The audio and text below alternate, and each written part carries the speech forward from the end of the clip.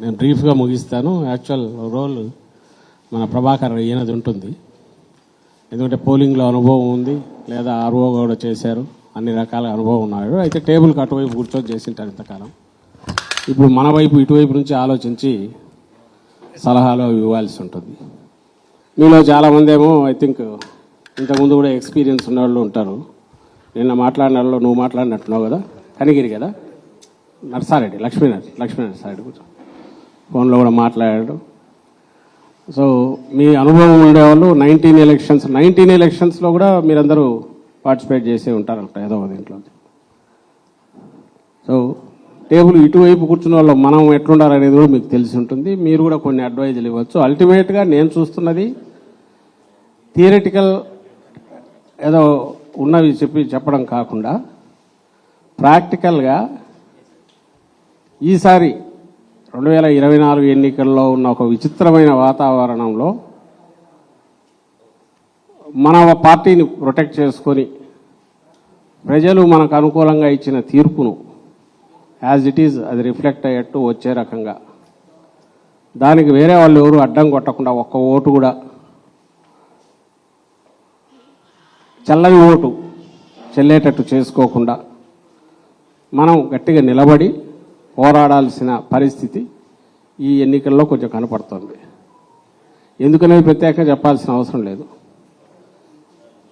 మనం ఎవరితో ఢీకొంటున్నామో ఆ చంద్రబాబు నాయుడుకి కానీ ఆ పార్టీకి కానీ సక్రమ పద్ధతిలో ఏది చేయడం అనేది అలవాటు లేనందువల్ల ఎప్పుడూ అడ్డంగా లేక వికృతమైన ఆలోచనలతోనో లేక కుట్రపూరితంగానో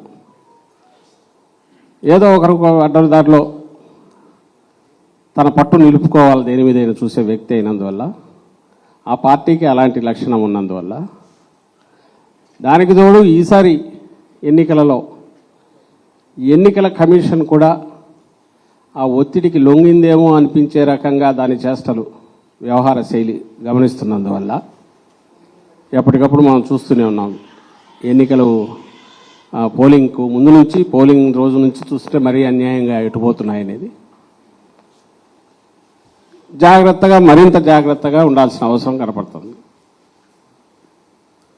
సో ఈ జాగ్రత్త అనేది ఎంత ఎక్కువగా ఉండదో నష్టం లేదు.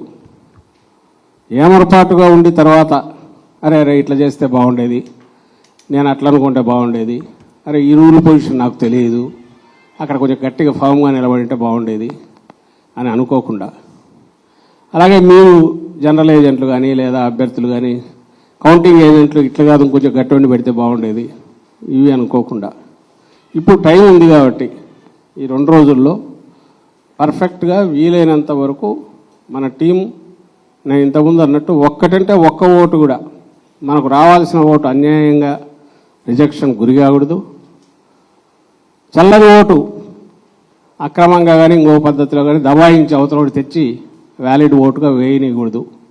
ఈ 2 టార్గెట్గా మనం నిలబడాలా. మీరు యూఆర్ రిప్రజెంటింగ్ టోటల్ అక్కడ అభ్యర్థిని రిప్రజెంట్ చేస్తున్నారు. కౌంటింగ్ ఏజెంట్ నియామకంలో కూడా ఉంటుంది కాబట్టి మీరు కానీ ఇప్పుడు జూమ్ దీంట్లో పార్టిసిపేట్ చేసిన వాళ్ళు కానీ